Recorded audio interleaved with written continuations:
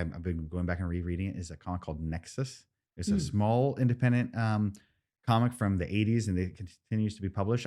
It's not Christian, and there may be some content there that you need to use some discretion, but it's a comic that is all focused on asking questions about morality, goodness, and how should you operate. There's a lot of questions about how should you run a society in it. It's about this guy who, I'll do it very quickly. This is my endorsement. Then we'll move on to a Christian question.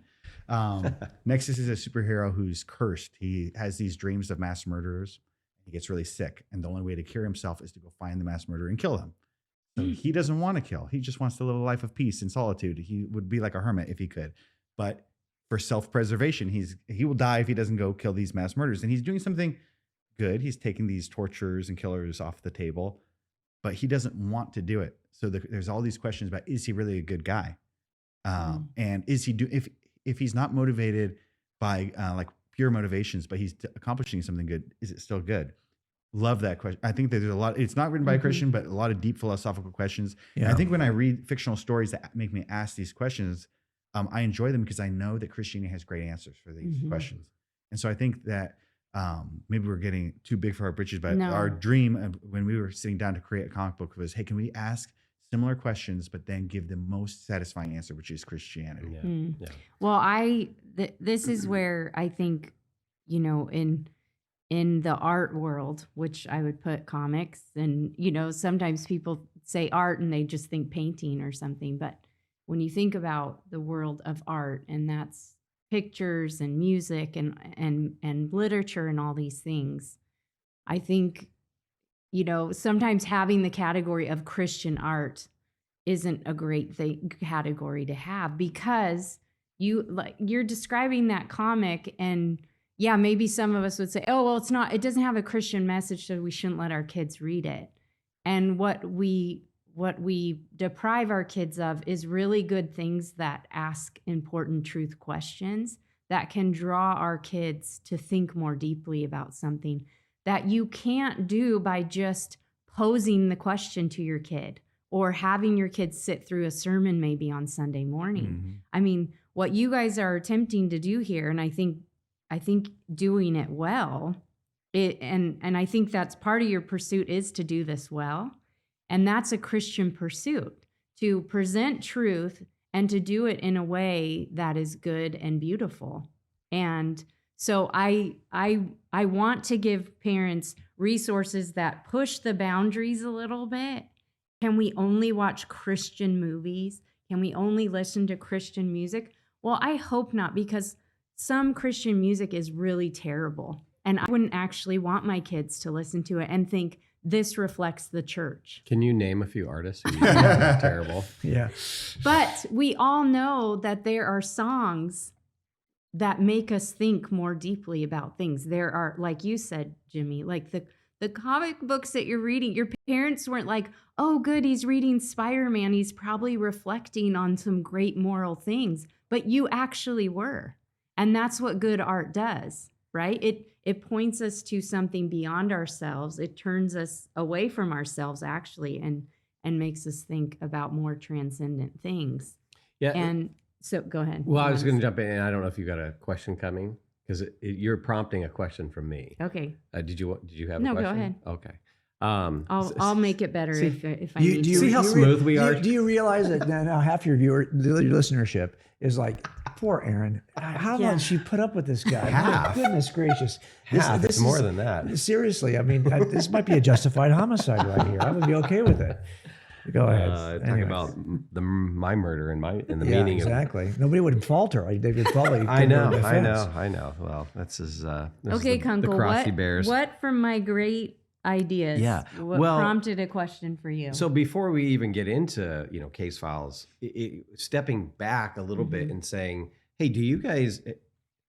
I don't know if you did this before the project or as you're doing the project, or maybe it's all of it. But did you start with a particular view or philosophy of art as a Christian? Is there, how do you think about art? Is there Christian art? I guess, what is your philosophy of this? And did you come to the table with it? Is it developing? how do you think about art as a Christian? Well, okay, so my bachelor's degree is in fine art, and then I have a master's degree in architecture. So I always had a certain view of what I thought was good art or good architecture, and it was probably a pretty traditional view, which is kind of a realism view that if you can actually take what is real and represent it in a way that makes me imagine something that's even better.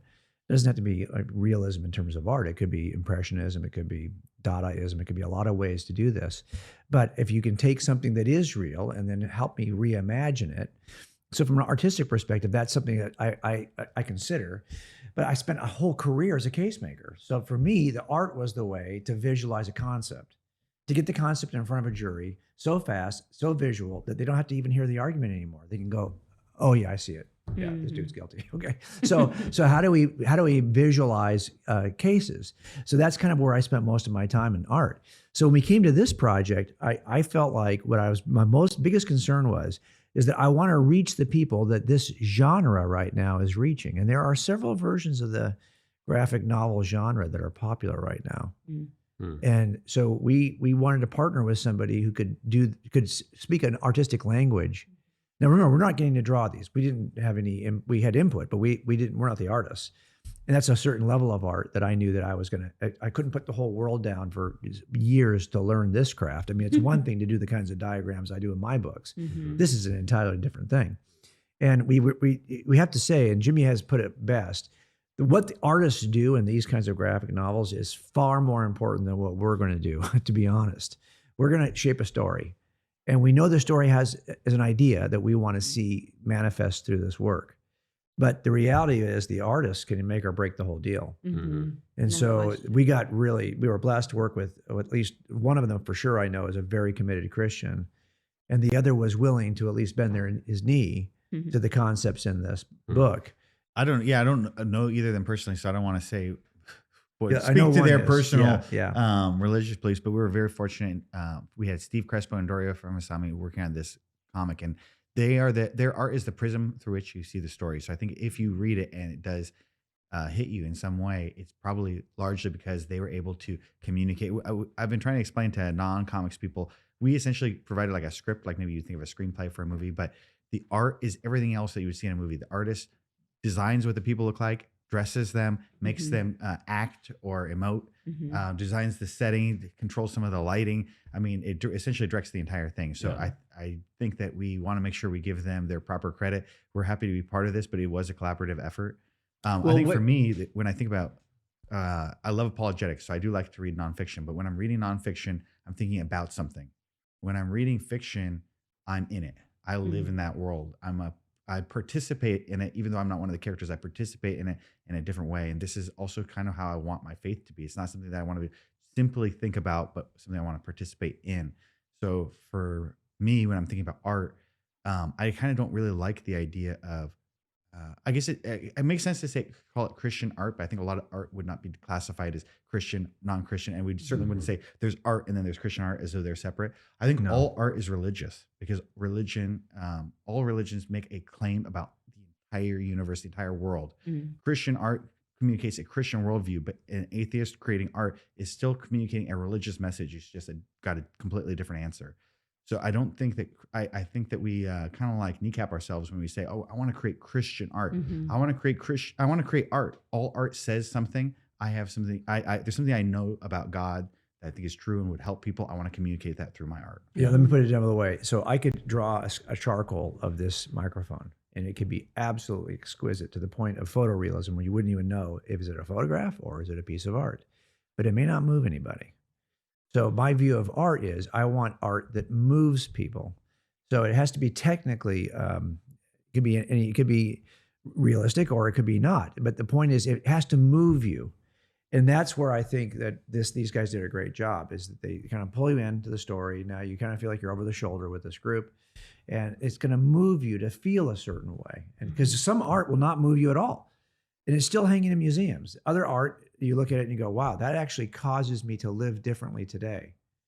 So what we're hoping is that this is the kind of thing, and comic books do that whether you like it or not. What's fascinating about Jimmy is that that this is why fiction and comic books are still important in culture, because so many people are gleaning their moral foundation from works of fiction. Yeah. And by the way, if the other side owns all, when I say the other side, I mean secularism basically has a monopoly on all of the art, then we're going to basically make a case on one side, but they're going to move people. Yeah. Well, what you guys are talking about is really, I think, content and form, right? And we need to bring these two things together as Christians who are, or collaborate, is kind of what you're saying. Yeah.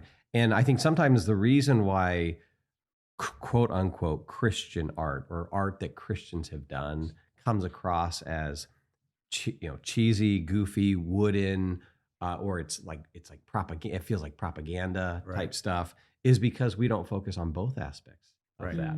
And so we've maybe overemphasized the content at the expense of the form, the art itself. And so then you get a Christian movie that you just feel like, well, you have to get the gospel into the Christian movie to make it a good piece of art, because there's this overemphasis on the content. But when you look at art through the ages, good art brings together both of those things. And when we think about the content, we can think about the true, the good, the beautiful, or the true and the good. And then the form is the beautiful. And we want to wrap all that together. Yeah. And that is an effective way to communicate and we have had people who have said so far in this book, some people love it because they know as a Christian that it's getting the message in there kind of sideways. Other people will say, that's not Christian enough. Like, it brings me to the door, but it doesn't walk me through the door. It's not doing the thing that they typically see Christian art do. Well, on the back cover, we have a QR code that will, if you want to investigate the claims of Christianity, we're going to give you a doorway to that. But that's not what this book is. This book is really to address this larger issue and show you why a Christian worldview makes the most sense of it.